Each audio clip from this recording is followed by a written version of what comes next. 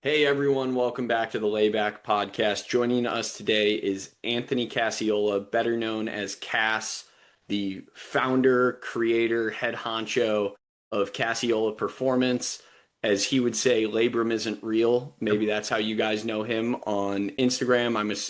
I'm assuming you're on TikTok as well. I'm not on there, so I don't know. Yeah, stay Uh, off there. Don't do that. okay. Yes, To stay be off fair, there. I don't think I've seen you on Twitter though. Are you not a No, Twitter guy? not really. I'm not a Twitter guy. I stay off there for sure. But yes, we've got Cass with us, former collegiate pitcher.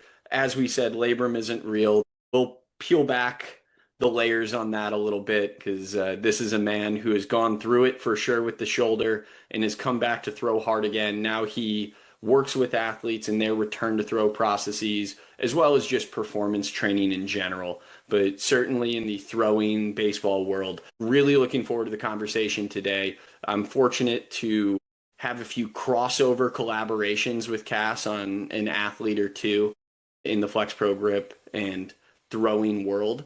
But with that, let's get to it. So, Cass, thanks for joining us today. Thank you for having me. Thank you. Where are we going to start? What's the first questions here?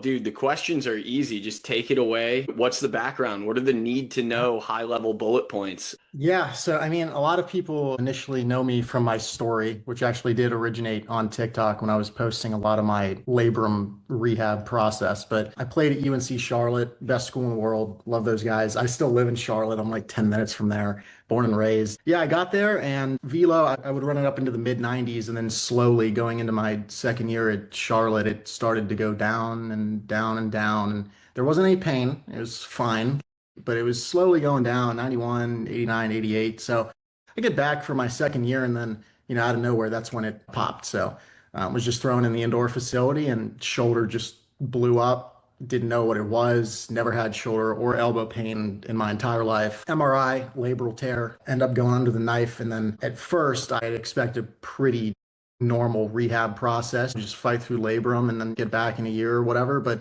then I woke up with 10 anchors in my shoulder and a decompression of the acromion. So that was a bit of a wake up call. And that's kind of where I got a little infamous with it. So people like on social media, when I was posting it, a lot of people were like, man, like you got screwed up.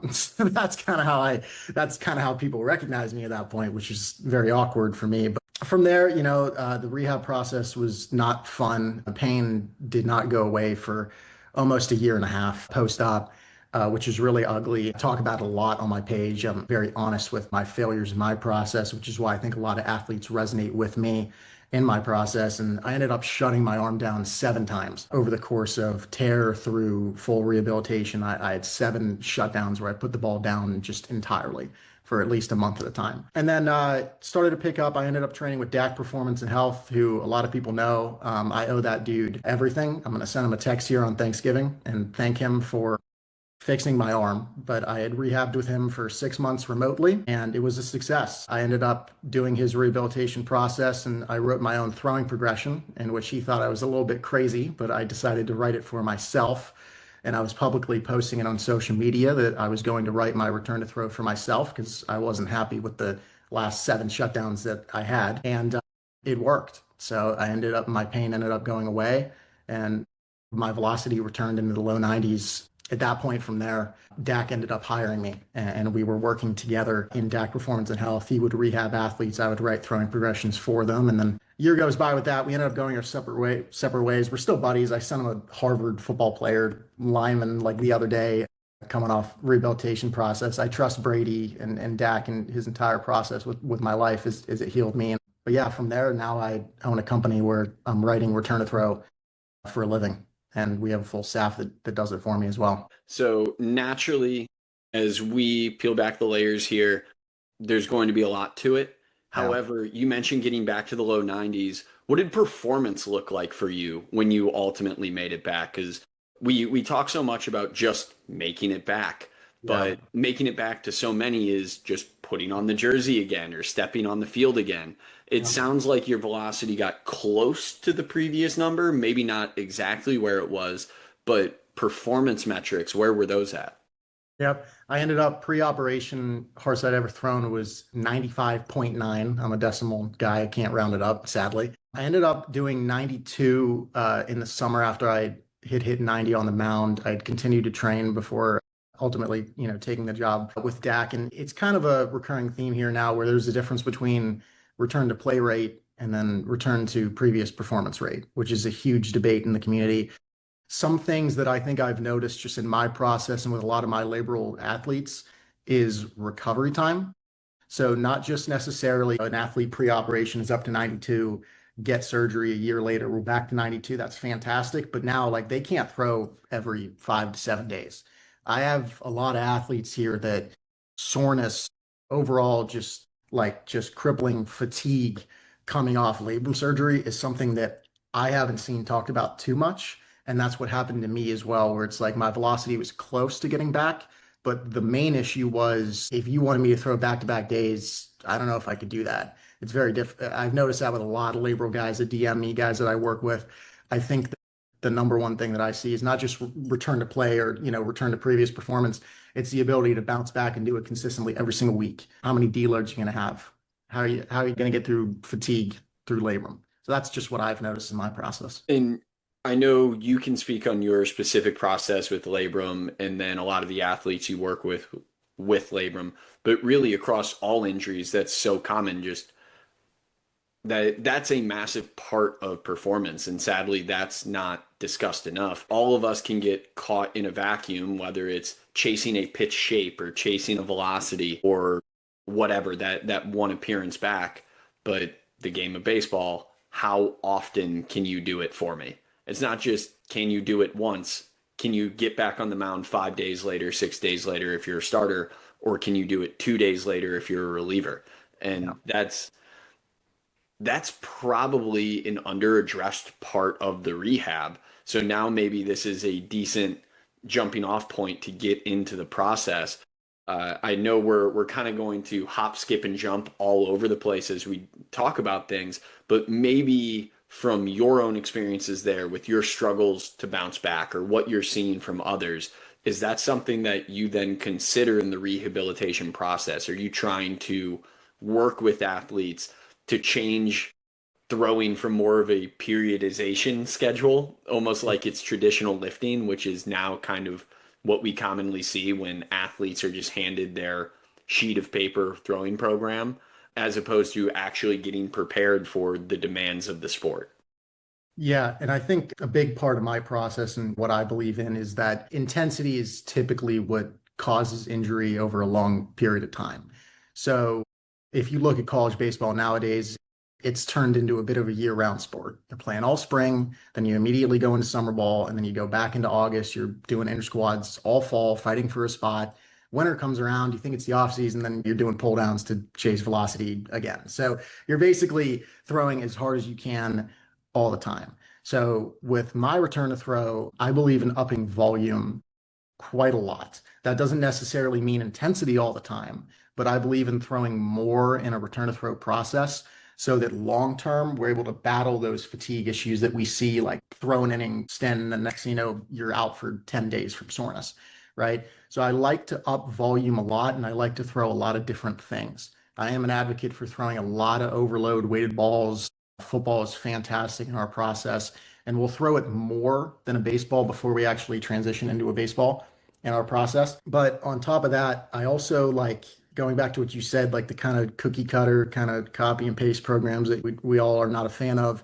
I put athletes through difficult situations on purpose. So there are days in our schedule where I will make them do a double session of lifting or some DAC double session of training on a day where we have to throw a flat ground and get velocity. And I'll make them do bench press a day before and we're a little tight in the pec. And I'll make them do max reverse lunge right before we go out to throw our second flat ground of the week. And I do that because if we're going to try and prepare ourselves for the stress of the game, there's going to be times where in the real world, you're going to be on a bus for 12 hours. You got to get up and throw for 120 pitches, including warm up. So I make our training process extremely difficult in terms of volume. I'm never here to shoot people past this fatigue threshold. We're always in constant communication to make sure that they're just not dying on a daily basis. But at the same time, there's times where I like to get them out of their comfort zone. And I'm not going to give them that little 20 to 30-minute primer lift the day before a bullpen. There's days where I'm going to make it difficult deliberately. But I do it to challenge them not only physically, but mentally. I want them to be prepared for the actual stress of the game, if that makes sense. I know you aren't doing this blindly of just like the mental toughness. I know you mentioned the mental fortitude that comes with it of having to work through hard things, but this isn't just a blind action of things have to be hard because the sport is hard. You are doing this with a purpose. And I know communication is a huge part of the process for you, and so is objective measurement. In order to work with you, I know you require guys to have a radar gun of some sort. I know you have guys who utilize other tracking tools, whether it's a pulse sensor, whether it's FlexPro grip, whether it's shoulder dynamometry. How then do you manage things like that, or utilize things like that, I should say, to gain objective measures to toe that razor thin line between development and increased risk? Yeah. So we track everything. I will give a brief shout out to Rehab Renaissance. I started using their stress tracker and UCL reconstruction return to throw, and it's been fantastic. But you do have to have radar to train here. That's required. I hate forcing that on athletes, but I'm like, listen, you got to invest in a pocket radar or just steal it from a teammate and don't tell them. But that's we do believe in that here. We are testing grip strength consistently, and if they don't have that for some reason, then we're going to test dead hangs. Every single metric is tracked and stored in our database, and then our staff makes just straight chart graphs just to see where they're at. Any sort of ridiculous spike in velocity, we're gonna play it by ear. I'm probably gonna just deload them anyways, to be honest, because a lot of the battle here is not only just tracking their like actual metrics and fatigue, but it's also like understanding that the athlete isn't just like always go, go, go, go, go, right? Some of those guys you got to cool down at the same time, right? But going back to what you said, where I'm not just like programming blindly, just like making it hard just to make it hard. It is funny you say that, but something I've noticed with a lot of my athletes is that I don't think they realize just how impressive it is to get a surgery at the age of 17 and then battle through it and then go back and pitch again. It's unbelievable what these guys are able to accomplish. It like seriously, like your arm gets cut open and then you battle it yourself and then you play the sport again like a year later. It's fascinating how these guys can do it, but sometimes they don't realize that and they have lack of confidence going back into the game, right? The training process is not just meant for the workload itself. It's supposed to be there so that they can look in the mirror and tell themselves that what I have done is so incredible from a work ethic standpoint that there is no reason to feel to have the fear of failure, right? That's a lot of the reason behind it. When you, basically, I just wanted to touch on that when you said like, oh, just making things hard for no reason, which I think by the way, I posted about this the other day. I do think people like to do that for no reason, like the David Goggins kind of mentality of just like everything just has to be hard like all the time, not just randomly and blindly. I do it because I want these athletes to understand that coming back from surgery means that they can accomplish anything and they should not have a fear of failure once they get, once they get back on the mound at all. Continuing down that path, how much is that a theme in your communication with athletes? Obviously, you posted about it the other day. You're giving them, as you kind of coined the term there, tests throughout the process. Granted, again, you said it's not just tests for the sake of it being a test. You are actually exposing an individual to the demands that they might experience during a season or something that they need to become accustomed to. With that, how often are you in the athlete's ear? Is it one of those like, hey, this week's going to be a little bit tougher because we have A, B, and C on the horizon, or this is what I expect and this is why we're doing it? I actually am going to use an example of a conversation I had last night with one of my athletes. I'm going to keep his name private, but he works with Marchesani, by the way, Oh, who awesome. literally I'm texting Marchesani about him because he's going to start return. This athlete's going to start return to throw in 2 weeks. I was on the phone with this athlete last night and we just started dry reps for the first time, leading up to our first throws in a couple of weeks. And he was extremely nervous and I watched it, and he told me on the call how nervous he was. This is like a 3 to 5 RPE, like just step and throw, very casual. Shoulder did not want to accept layback without a ball in our hands, like very just nervous at that point. So when it comes to this mental training that you've kind of asked me about, I immediately made him sign up for another call. I sent him the same call link while I was on the phone with him, and we're going to talk about it again this week. We're going to get on the phone and we're going to talk about it. And that's the kind of stuff that I think these guys need. And that's a big part of my program is communication in the sense of if this athlete is afraid of doing dry reps, instead of just giving him the next 2 weeks to kind of figure it out on his own, I mandated him to get on the phone and we're going to talk about it and we're going to talk through it. And I'm going to ask him, why are you nervous? Why are you afraid of doing these things? What is holding you back? What do I have to do to ensure that you're not nervous going into this next session? And he's got dry reps tomorrow. We're doing it again. So we're not here to avoid the situation. If there is pain, if there is discomfort, I don't just want to be like, let's just put it to the side. It'll be a problem down the road. I want to have a conversation about it on the phone. I want to text about it. And I want to make sure that we're both on the same page for how can we get through this so that we aren't afraid of doing it down the line. And that comes, and I talked to Marchesani about this recently, where it's like, I don't even think an athlete should throw a baseball overhead coming off surgery, labrum teacher or anything, if they have any sort of doubt or fear or anything in the process. And that's kind of where I come in, where like you can't really track that. I wish we could. I wish there was a way to have a metric about confidence, but you kind of can't. So this is where I believe in the constant communication with the athlete, where like I got to get on the phone with these guys. I got to make sure we're on the same page. I got to make sure they're not lying to me and hiding something to try and act tough, because I was there in my process as well, right? Let's get creative for a moment and talk about this then with an athlete who isn't fortunate enough to have a true return to throw coach. They are at their school or in their org and they're relying upon a medical staff. Yes, there's someone there to help them, but there's a coach or there's a medical professional that's also responsible for everybody else around them. So if we're going to get creative here, what are ways that you think we can either empower the athletes to speak up or empower the coaches or clinicians in those positions to kind of take down that wall? Because obviously the communication part is huge, the trust part is huge in trusting yourself as well as trusting those around you, and then trusting that the program is something that's actually going to get you where you want to go.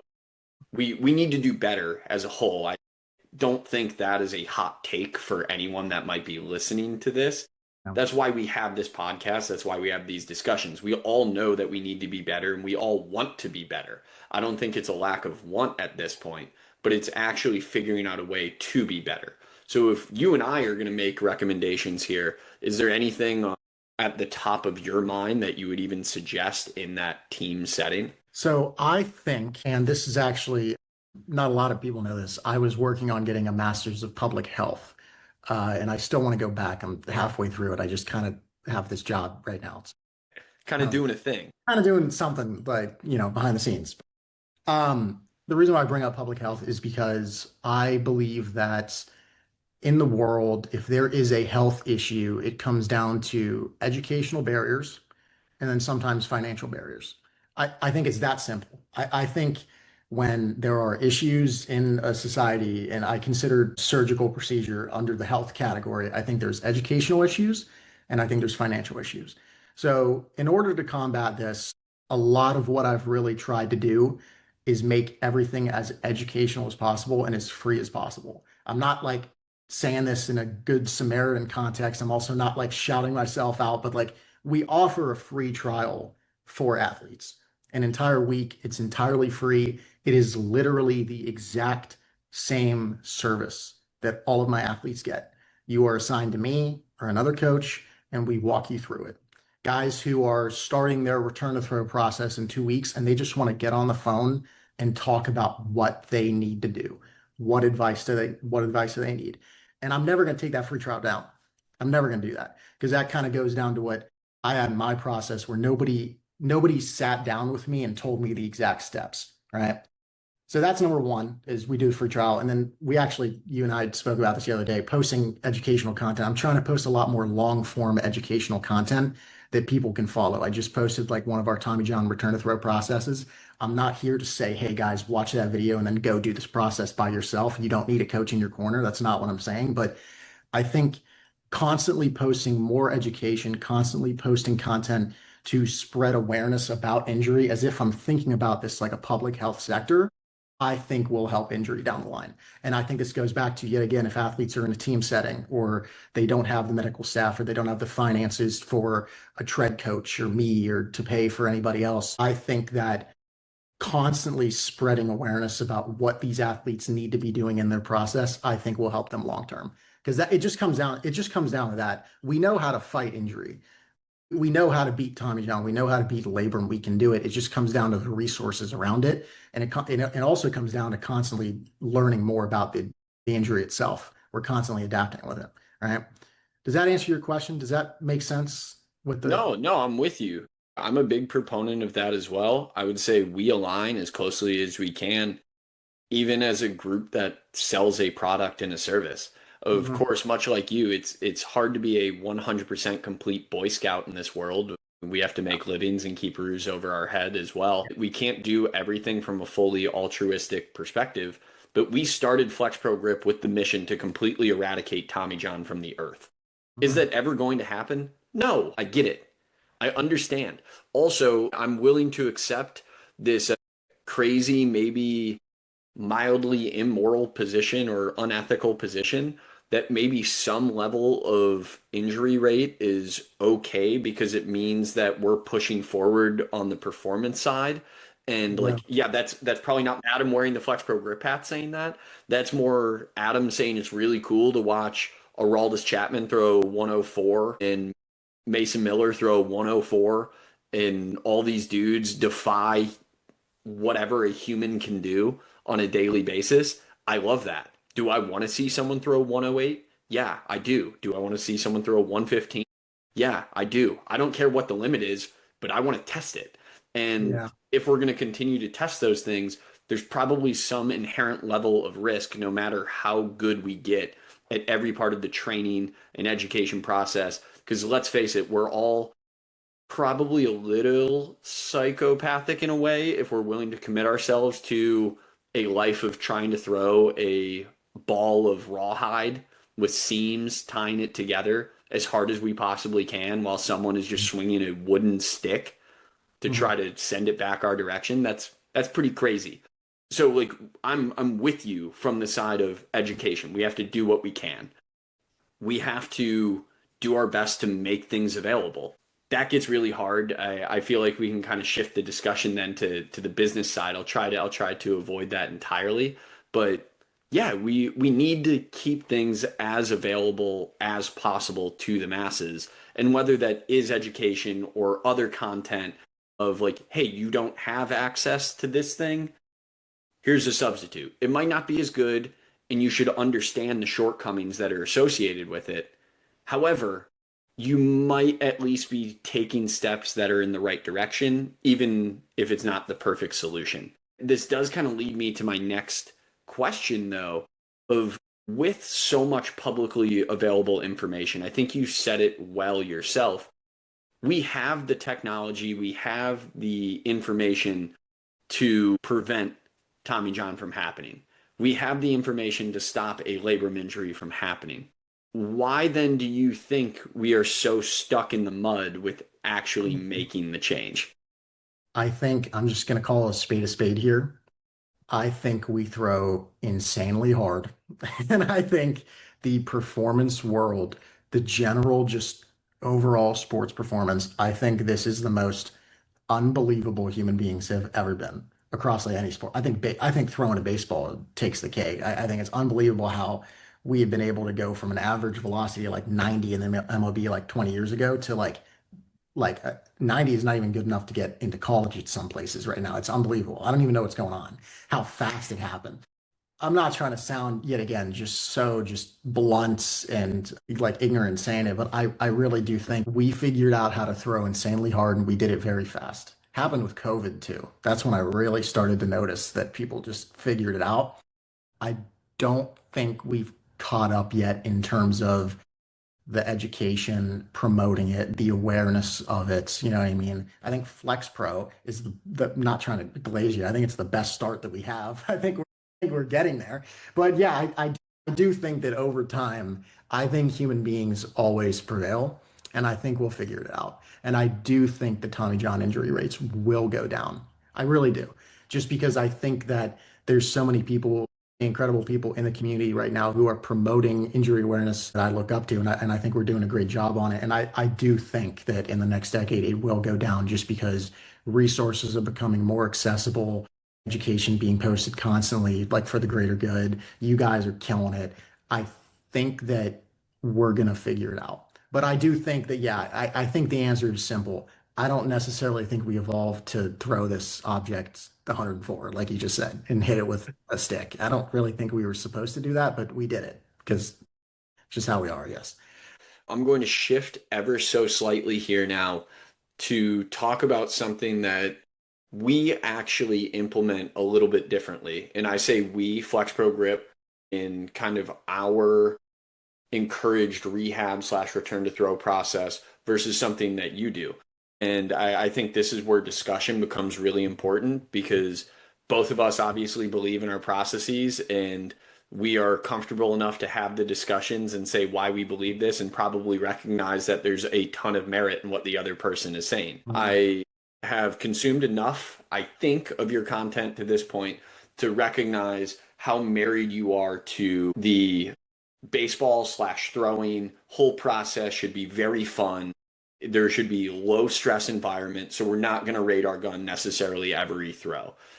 Yeah. And of course, there's merit to tracking every single throw, but then there's merit to having the freedom of mind to just go out and play catch. Mhm. So I would love if you could just kind of expand on that a little bit. I think people that have followed us have very much become accustomed to our commitment to the objective side of things, but that's not to say that the subjective or human experience side isn't important or doesn't matter or there's not a place for it. So I definitely want you to take the stage and just kind of explain your logic in taking that position.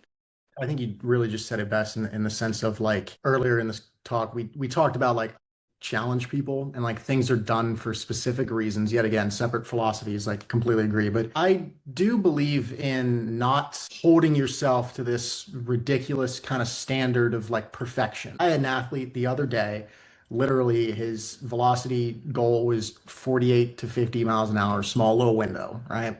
And he hit 151. And the dude apologized to me on the text. Like he texted me and he was like, "Oh my," he's like, I can't, I'm sorry, my bad." And I was just like, "Dude, like, it's okay. Like it's okay." That's what I'm trying to say to him. Is it's like it's okay. You don't have to be in this little robot acting sort of box. And also on top of that, one day I'm not gonna be there to help you in your career. I'm not here to be here for the rest of your college career. It's like get in here, get your return to throw done, and get out. And I tell my athletes, I'm like, don't ever talk to me again. I hope you never talk to me again because that's a good thing. I mean, it means your forearm didn't flare up. You know what I mean?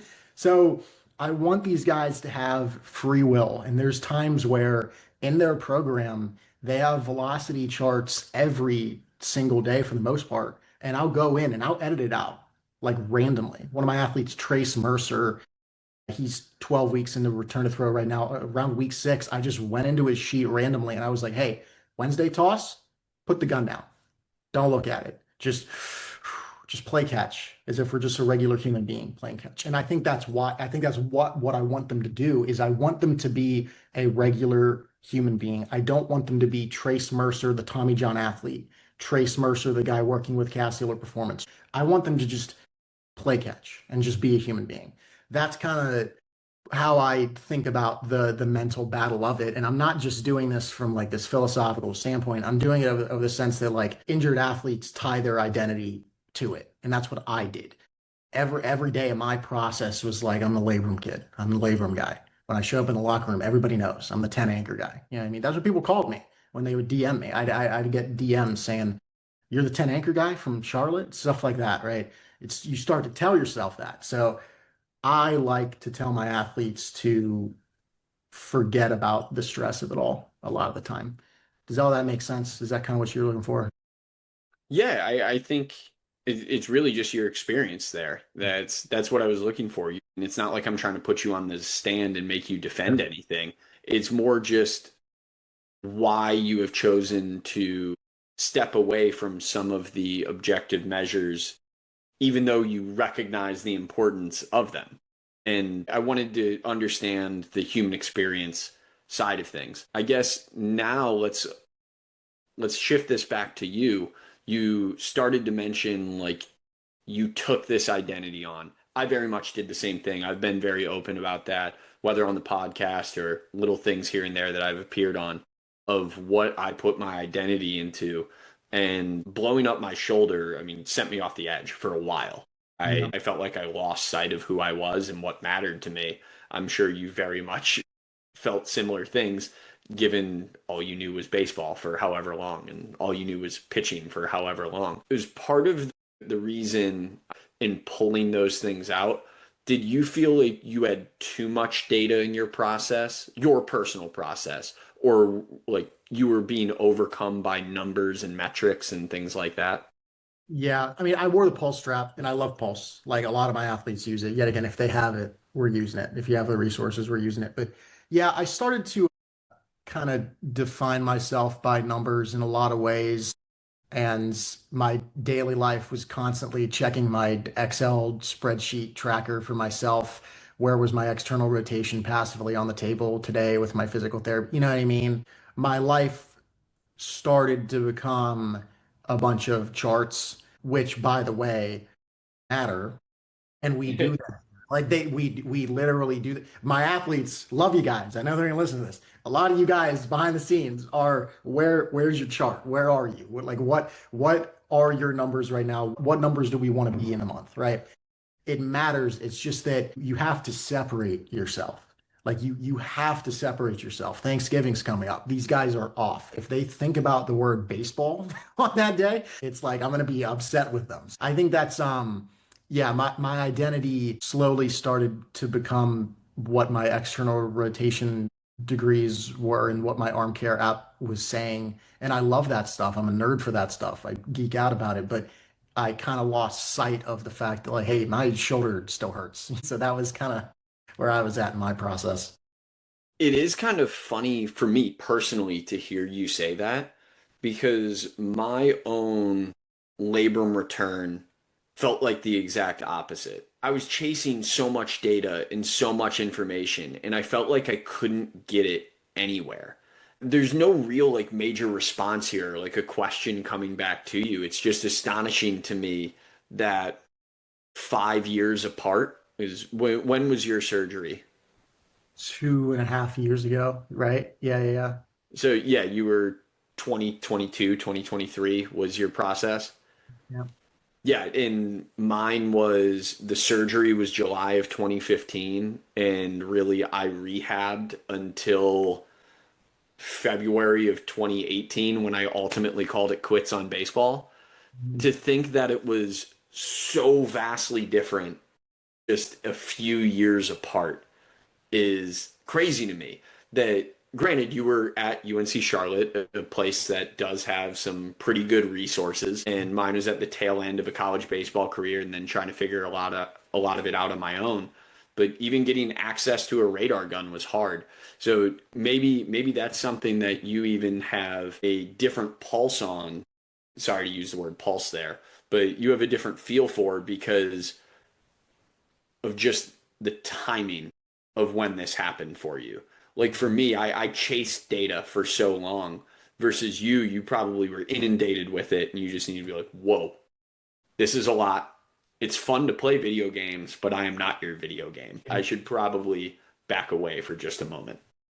I think we're products of our environment, and I think that's just kind of how it is. And it goes to show you that like labrum specifically is it's fascinating how people respond because when you and I spoke behind the scenes prior for other people listening to this, You we can share it, don't worry. yeah, you and I were laughing because like we just went through our process together. Like our pain was different, our throwing process was different. Every step of the way was just the complete opposite, right? And not only does that go to show you just how much has changed in just a matter of like a few years, but it goes to show you just how various this process can be.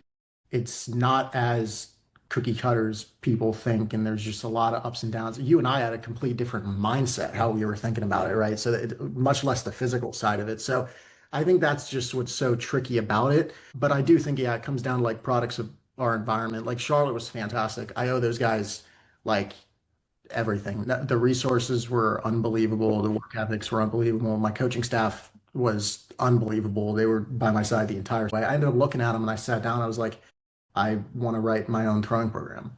And they were like, go for it. Like they were just so supportive of like the whole thing. So I was very blessed in that regard where I see it with my athletes. Not a lot of athletes have that kind of support, whether it's with teammates or coaching staff or physical therapists or surgeons or whatever it is. So that goes down to another thing, which just like, yeah, like there is a lot of luck involved. I was lucky. So I admit that publicly. But yeah, you and I were the opposite. It You know? is worth calling out again what you said way earlier in the process of this conversation today. You were opened up and now you're back trying to throw again. You're going through hard shit. Like that's tough. You can get through it. If you were able to do that and even pick up a ball again, that's amazing. Talking about these different processes now that athletes have to go through because you were opened up and you things were moved around, things were tied down. It's no longer your natural anatomy and physiology at that point. I mean, you have a tendon for a UCL surgery. You have a tendon graft that was pulled from somewhere else in your body and placed either over where your previous UCL was, tied to your previous UCL. It's really an insane process. So yeah, all of our bodies are going to respond differently. Then your musculature was affected differently in the process because everybody has their own biases that enabled them to perform and be unique. Whether it's people that can go left to right with the baseball. I know you talk about in one of your videos how you hated long toss because you're a supinator and the ball was just going to cut like crazy, or you're going to seam shift it every time you tried to throw it far. For me, I had really high spin efficiency to the point that everything was just arm side, but it was all crazy arm side carry. So sorry, first baseman, throwing the ball across the diamond. I was putting you in harm's way with the runner coming down, but it was just going to be backspin arm side, just flying off to the right. So those things change how you're going to respond in the rehab process. It really is so individualized. And I just wanted to make sure I stress that point. You mentioned it earlier, you mentioned it again there, how different our processes were. And yes, that was two different shoulder surgeries, but we can take that sentiment and apply it to the elbow as well. Yeah. And I'll actually touch on like the kind of anatomical side of it where, yeah, I don't think a lot of times people realize just how unbelievable, like unreal it is to take a tendon out or take something out of your body and then put something in and then close it up and then just like act like everything's normal again. Like you have a And then scar. trust that that tendon is going to go through a ligamentization process and become a ligament in 18 to 24 months.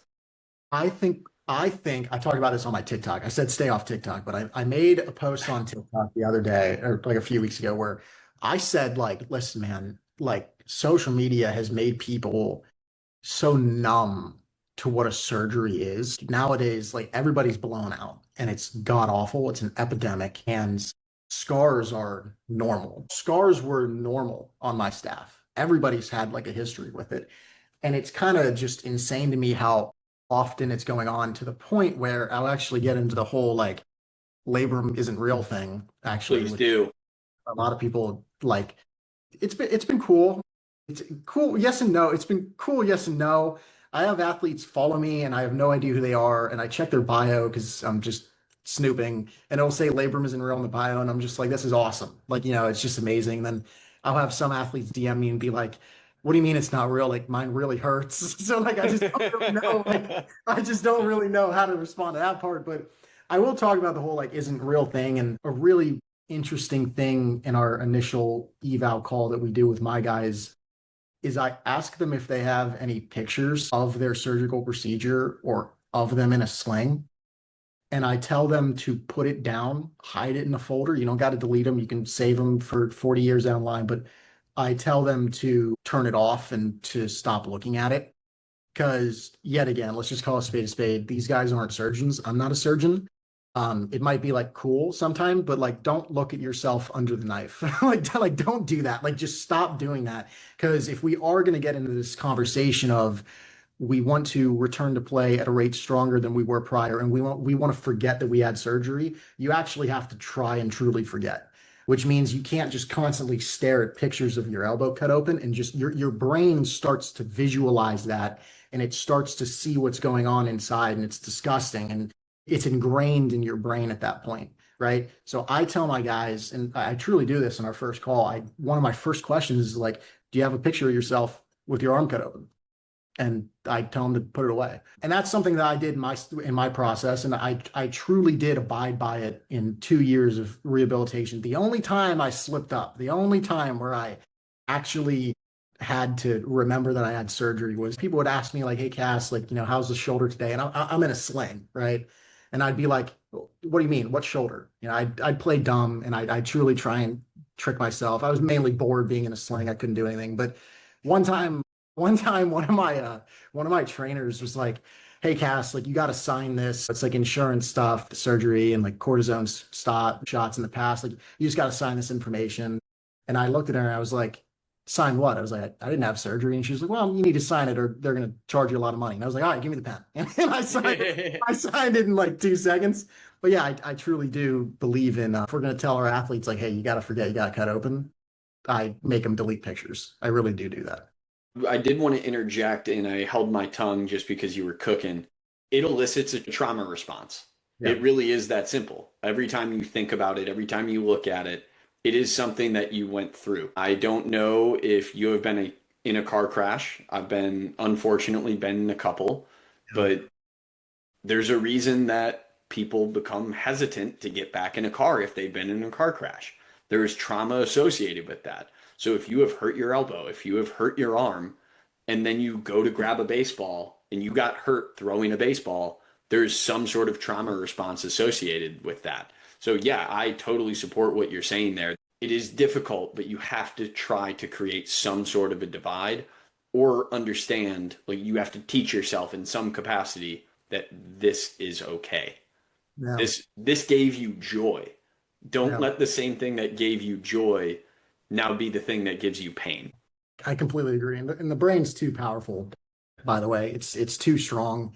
I mean, it's so strong you can listen to a song and it'll bring you back 20 years ago to when you first heard it. That's just how the brain is. So I think about surgery the same way in the sense of I'm a huge Square One system fan. Love Ah, their okay. Very cool. love their stuff. And it was done on me and my process. And I was super thankful just to be a part of that experience and just to learn about it because I think it's the new wave. It's blowing up right now, but like I think I love Square One entirely. And I remember crazy things where like my range of motion would increase like when I would take my hat off or like take my glove off because my brain just associates glove and hat with, oh, Cass is going to throw a baseball today. Cass throwing a baseball equals my shoulder hurts equals we're going to lock up. It's fascinating.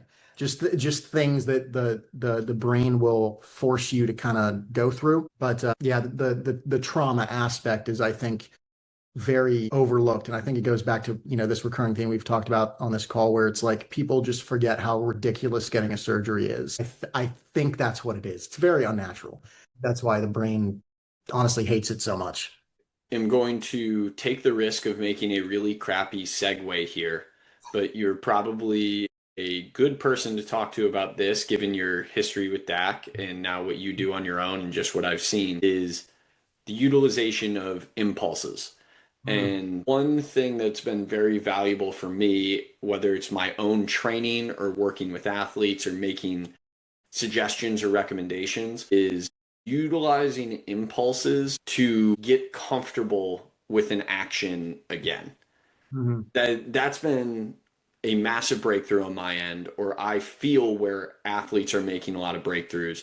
Of course, you can apply it in different ways. You can utilize impulses for different things, but an athlete who hasn't spent a lot of time doing valgus loaded activities or working from external rotation to internal rotation, whether it's at their side or with arm up going through kind of like a ball release phase, I think it's been very impactful for guys to just get comfortable doing that action again over and over and over and over without the stress or the magnitude in their brain of throwing a baseball. I guess building both the mental endurance of this or the mental fortitude associated with this action, as well as the actual physiological response. I just wanted to bring up my own experience with it, where I've seen positive outcomes, and then open the floodgates for you to talk about impulses in general now that they've kind of become a hot topic among the industry. It's moved beyond just a few people that make the joke of saying, let me do a set of 100 Tommy Johns real quick, to actually people understanding what impulses can provide. Use the word floodgate, so stop me if I go on a tangent. One of my athletes asked me about him yesterday and asked my opinion on him. And I'll start with Dak. Yet again, that dude, I owe that dude like so much. Just like things as simple as like I can drive without my arm hurting anymore. I couldn't do that post-op.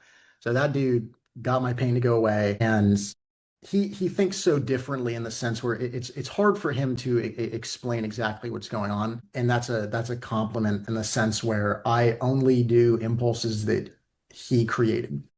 That is in my training, in my database, the only variations that my athletes do are things that he has done, and I give him credit for it. So anything else I see online could be classified as an impulse.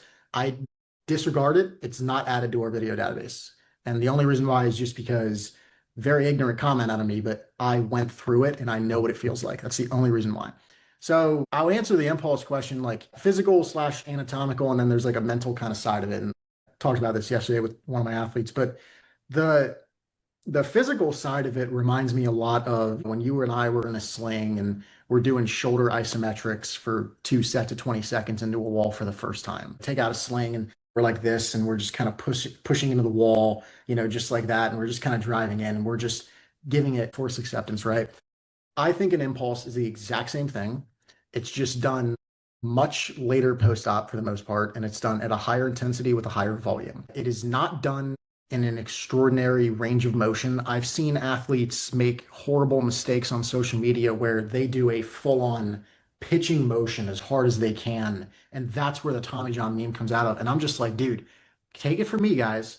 I was with Dak. That's not in the database. He doesn't do that. I'm just gonna tell you right now, like he doesn't do that. A lot of what the impulses are these short, rapid burst force acceptance actions, just quick little twitch movements where we're just knocking sensation into it over and over and over again. A lot different than a shoulder isometric early post-op, where a lot of the times post-op, those ISOs are these long 20 to 30 second ISOs where we're just kind of holding it there. Impulses are these brief half-second bursts where we're just going into it consistently, right?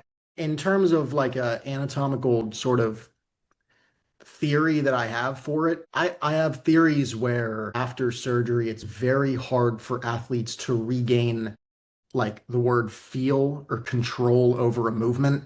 Sometimes it's very difficult to engage your scaps. It's very difficult to feel your external rotation working with the posterior shoulder. It's hard for you to reactivate these neural connections that you used to have to the body.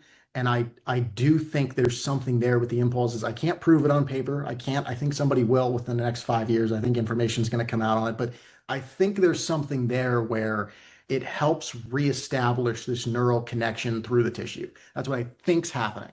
Nerdy as I can sound there, I do think that these rapid, short bursts are telling the body over and over and over again to regain feel. This is how it's done. This is what elbow flexion is. Flex, flex, flex, flex, flex, thousands of times until it tells itself how to do it again. That's what I think's happening. I don't know though. I'll be honest. I have no theories. I have a client that is in a master's level education. He's testing impulses with like grip strength, like a lot of wrist impulses. He's doing it for his master's degree, and it's like an actual study that he's got his name on. So we'll see when that gets posted. But other than that, my leading theory is just do a small joint movement over and over and over and over again so that your brain can remember how to do it. That's what I think's happening. Does all that make sense? That was weird. I know. I was you can tell I've thought about it. No, can tell No, that cutting all of it. I stay up and I wake up in a sweat and I'm just like, oh, impulses. I wake up in a sweat and I'm just doing hinge delt impulses as a sleepwalker. It's just, that's just how I am. So, Yeah, well, I sleep doing external rotation impulses on my back, just slamming it into my bed.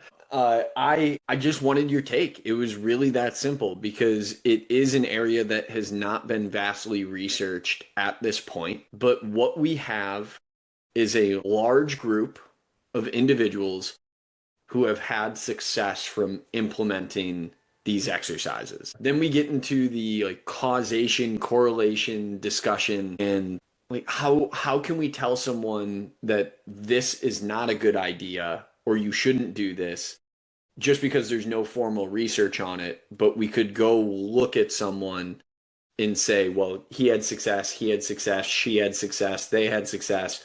You just run through all these cases where individuals were able to regain the quote unquote feel or regain the quote unquote control that they might not have had previously.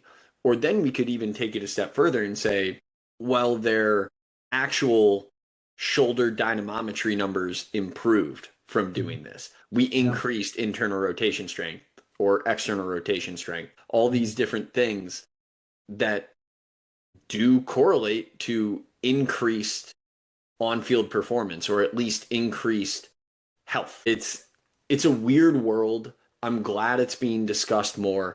It's truthfully not something I understood fully. I mean, I don't understand fully. Much like you said, you were a part of it and you don't understand it fully. I've observed, I've tried, I continue to iterate my own processes with these things. It's just kind of this blue ocean. As you said, there's probably going to be a time where we have harder data associated with it. I'm also in discussions with someone that's working on getting a study published. For all I know, it's the same guy that we're talking about. Just such a unique topic that I'm sure there's probably a few people that were waiting for that conversation. Yet again, I don't like people that like always just speak from experience because everybody's experiences are different and we are products of our environment and you and I went through very different things, right? But for all it's worth, I've talked to my family about this and my dad and I agree that if we could go back and do all of it over again. I started training with Dak 9 months post-op because I was just lost and I just started then. If I could do it all over again, I wish I met him day zero. I didn't know who he was day zero. I didn't know who he was until I was about 8 months post-op. Yet again, that's not a study. That has nothing to do with data. I could show you a lot of my guys who are pain-free, which is nice. Like I could definitely post those guys and they have some great testimonials for me, but in my personal experience, yeah, if I could do it all over again, I would have done DAC day zero, which means impulses earlier. Now, I will add this part because I've talked about my severity with surgery a lot. I've met two athletes in my life that had 10 anchors as well. So I've met two other people. Both of them worked with me. Both of them did not have pain in their return to throw process, and they never shut the ball down. They both worked with Dak around months 3 to 5 post-op, basically. Start throwing about 5.5, 6 months out. They started with me. I will say this, and I will say this proudly. They both returned to play, one's an outfielder, the same velocity they were prior. On top of that, they did not have pain and they never had a shutdown with it. I combined a lot of what I did with the impulses with Dak with a lot of square one theories. I will say that, yet again, huge advocate for square one. A lot of what I did with the impulses was bringing awareness to the shoulder first, like touching scars. That's what I was told to do when I was going through some square one stuff. I was very fortunate to go through some stuff like they would make me take my hands and touch my literal incisions and bring awareness to it. And then I would proceed with my rehab. And obviously my rehab was DAC. So I was doing this crazy combo of weird square one CNS reset research with incisions to bringing awareness to my shoulder, then impulses on top of it. Yet again, I have no idea if that did anything, but it worked for me and it worked for two other 10 anchor guys. Basically, I think I'm saying in 5 to 10 years, I'm really excited to see impulses expand more. And I'm excited to see actual like credible like stone cold just research that can give us some information about what's actually happening. That's number one. And number two, love Square One. They're blowing up, and I will continue to follow their stuff as they grow because there's something there as well. I think both of those things in combination together, I truly do believe in 5, 10 years, they will be incorporated in a lot of rehabilitation processes for anyone. I truly stand by that. I want to make another shift here, actually calling back to something that you brought up earlier. You mentioned you are a proponent of overload implements in the rehab process, and thankfully not quite as hot a topic as it once was. But I want again to give you the mic to discuss why you are so, I don't really want to say adamant about using overload implements, but also why you're passionate about it and where you think the value comes from. Yeah, I'll talk mainly with the labrum answer. I'm going to start with the labrum answer of when you get labrum surgery, you are typically going to lose like 5 to 15 degrees of ER passive. It varies. Like I was locked up. It's just all over the place, right? But you will lose external rotation for the most part. That's just how it is. You're going to get tightened up. Capsule's tight, right?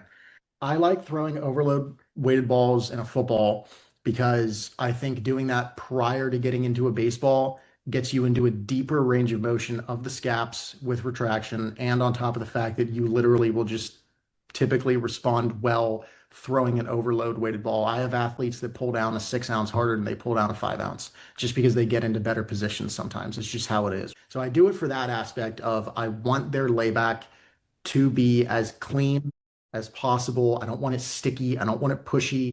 I want them when they throw a blue plyo, I want them to naturally accept layback. I think we can all agree in modern baseball now, plyos used to be kind of just hated on for 10 years, and now they're incorporated in every college baseball facility basically in America. So use them for that aspect. The mental aspect, yet again, and there's always something challenging my guys, is going back to how our brain has these trauma incident factors. A lot of the time, athletes, when they tear their shoulder or their elbow up, they're pitching in a game and they rip a slider and something pops. They're throwing an actual baseball. I love throwing a football and I love throwing plyos before we get into the baseball because yet again, it's just another just little trick that I personally believe in where avoid the trauma 5 ounce baseball for a second and just throw a football and just breathe and just have fun and be athletic with it.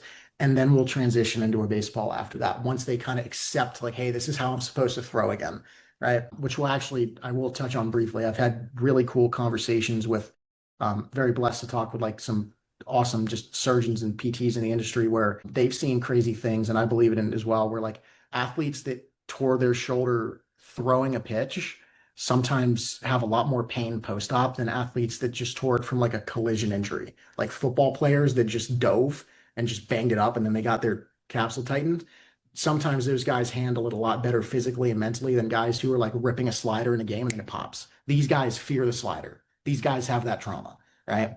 Just something I just want to touch on there. I've noticed it with my guys as well. So I'm glad you touched on the weighted ball piece. Definitely wanted to get into that because there is enough research to show that a weighted ball is actually less stressful on the arm as opposed to more stressful. Yes, there are other things associated with it where we may be increasing layback, we may be increasing range of motion. So we can't just throw weighted balls for quote unquote arm strength, which I think there was enough miseducation in the industry for a while where people were truly marketing throwing weighted balls as weight training for the arm. That is mhm, not the case. All we are mhm, doing, as you said, like we can kind of pick and choose our words, and I don't want to put words in your mouth here, but we are conditioning ourselves to work to a baseball and ultimately get better at the skill of throwing.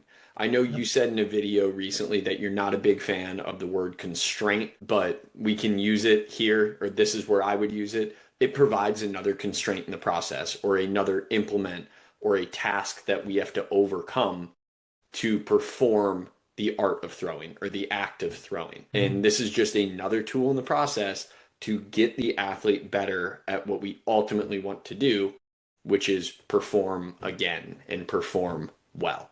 So mhm. yeah, just Had to bring up the weighted balls. I came, here's a phrase that I hate, full circle, because normally when people say they've come full circle on something, they usually come half circle. So this is something that I've come half circle on because I was a massive hater of weighted balls for the longest time because I, yeah, was Wow. hand up. Sorry, everyone. Sorry. I'm willing to admit it, and I'm willing to say I grew.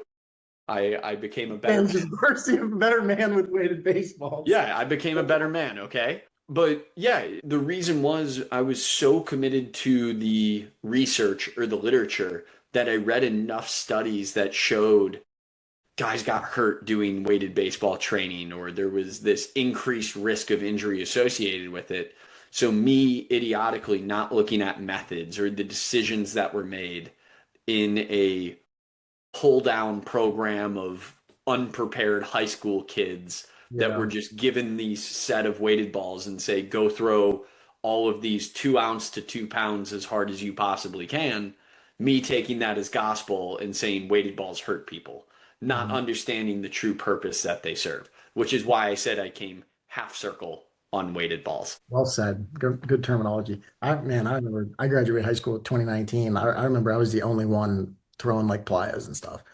Weighted baseballs, anything. I was the only one doing it. Now everybody's got them.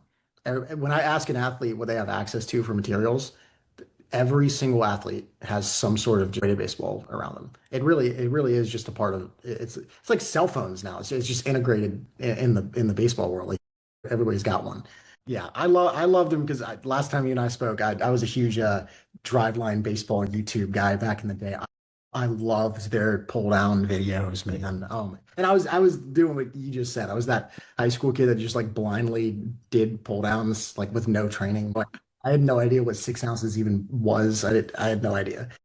Loved it though. It was fun. So Another hand up moment here. A lot of it for me actually stemmed from a point of competitive jealousy Hmm. when Driveline blew up back in kind of the 2016 to 2019. So their first big Yeah. exposure to the industry, we're like, whoa, those people are doing something different. So basically, like you said, you saw some YouTube videos and we're like, oh, well, I want to do that too. For me, I had read enough research to know that their basic training or basic principles came from Coupe de Rennes' study in 1994, throwing 4 ounce and 6 ounce baseballs. Given this time frame, I was at the tail end of college, in grad school, or fresh out of college, and I am jealous that somebody has taken something that they could freely do with a tennis ball and a softball and turned it into a system and marketed it and created a whole training philosophy around it. I'm like, bro, this is literally some dude from Hawaii's study. Like, and now you're selling this to people. So I was jealous, I was mad, and then I was looking for every reason that it was wrong at that point. Like I said, probably a point of jealousy because I didn't think I could do that, or I didn't think to do that, I should That's say. that's fair. Yeah, it's such a simple thing. Just like throw like and they made them colorful though. They made them cool colors and that sells. You got to give them credit there, man. That pink plyo, man, It's a pretty playa. it's a pretty plyo. I love that thing. I always got to have Yeah. one. So there is, I think, one more thing for us to get into here as we kind of shift maybe to the lighter side at the tail end of the process today. Memes. The topic of memes. You have a decent pull in the social media world, at least our end of baseball rehab and return to throw. You're tossing some great memes around. Other tremendous memers in the industry. We have Terry Phillips, who is excellent. Got to give him a shout out if we're talking about memes in the baseball world. What kind of brought you to that side of the social media world? Is it just still being a kid at heart? I know you're still on the younger side of things, but just Yeah. yeah, it's an easy way to share information. It's fun, and everyone should get a good laugh out of it. I can't believe you actually brought this up. I texted Adam before and I was like, "Hey, what are we going to talk about?" And he's like, "I'll, bring up memes at some point." That was unbelievable. I wasn't kidding. Y'all, we always got to get into the fun stuff. We can Yeah, talk good. about all the deep dive in the weeds, rabbit hole, other colloquial phrase about digging up dirt on things all the time. but we got to talk about what the people want. And that's So your face on a little Rick and Morty animation talking about trying to give Shohei Ohtani or Paul Skeens throwing program. I took a shot with that one. You never know if he's He just might gonna. respond. You never know. But yeah, good memes. They take way too much time. A lot of my athletes get a good laugh. Yeah, You what's should the ROI on those things? you should see the way like the comments on the post mean nothing. When my athletes text me, it is the most hilarious thing in the world. When they'll send me like because some of them are like teammates together, so they'll like watch them together. It's awesome. But yeah, I'll throw them in there every once in a while because my Instagram is very like one of my athletes told me my Instagram was pretty dark at times. It's very like it's injury awareness and like the dangers of social media and stuff like that. So there is the goal of education and I care about the community, blah blah blah. Like the very compassionate element there. And then sometimes I'm just like, all right, let's just take my face and put it on Vince Vaughn saying something stupid from a movie and let's just post it and see what happens. So yeah, I like to mix it up every once in a while. A lot of the times, if you haven't noticed, I take shots at good old BPC. I'm not getting into that, but yeah, I take some shots at some peptide usage. I'm not getting into that on this call, but I like to make it fun because you're right. If I am gonna have this image of like, listen, guys, you sign up here. We're going to keep it fun and this is going to be carefree and we're going to forget that we ever got hurt. If I am going to actually preach that, I might as well act like it. Yeah, might as well practice it Might too. as well practice what I preach, but in reality, I just watch Rick and Morty and I find something that I'm like, ah, let's use that. Let's use it. That's what I do. Yeah. Yeah. So now, as we have made our way to what I presume is the end of the discussion today, do you feel there's anything that we missed or anything that you want to get off your chest? I will have you share all your social medias to make sure that people know. But before we get to the social media tagging, anything else? I don't know. We are just talking about memes, so I got to always keep it funny. But I will just say, and I do mean it for anybody that is going through their process and they're just going through it. All right. Because I get it and it sucks. If anybody's listening to this at the end of it, dude, if you need something, just DM me and we can talk about it. And I'll put you and your parents through whatever they need set up. You guys need a PT in your area, and I know somebody, just DM me. You guys need a pep talk mentally. You guys need something to help with the bicep pain. Just reach out. That'll be the ultimate goal of what I'm trying to do is that if Tommy John injuries do go down and labrum recovery rates go up in the next 10 years, I hope that when we look back in 2025, people see that small little blip of Casciola memes on Rick and Morty posts, and they're like, that was the turning point. That's what did it. You know what I mean? People were like, that's when people started to think a little more positively about the dangers of rehab, I guess, right? But that's my message. How moral, how noble, huh? Social media. So, What am I doing here? What's the game plan with yeah, it? yeah. Drop your social medias now. Just Casciola Performance on Instagram. I think it's the same thing on TikTok. We got some awesome athlete updates, some great songs. I think I post some good songs on there. All right. But I got some good music. That's all I got. So thank you for having me, by the way. This was a blast. I enjoy ranting about injury and impulses and memes, and it's a lot of fun. So thank you very much. I really do appreciate it. It's been awesome. It So was a pleasure. It was awesome having you on. Actually, getting to see the man behind Labrum Isn't Real in the flesh and hear his voice. This is the message that's helping athletes get back to not just who they once were, but ultimately to a better spot. And it's very cool to be able to collab in a lot of these processes. So thanks for your time today. Thanks for what you're doing for the industry as a whole. And to all the listeners out there, thanks for laying back with us.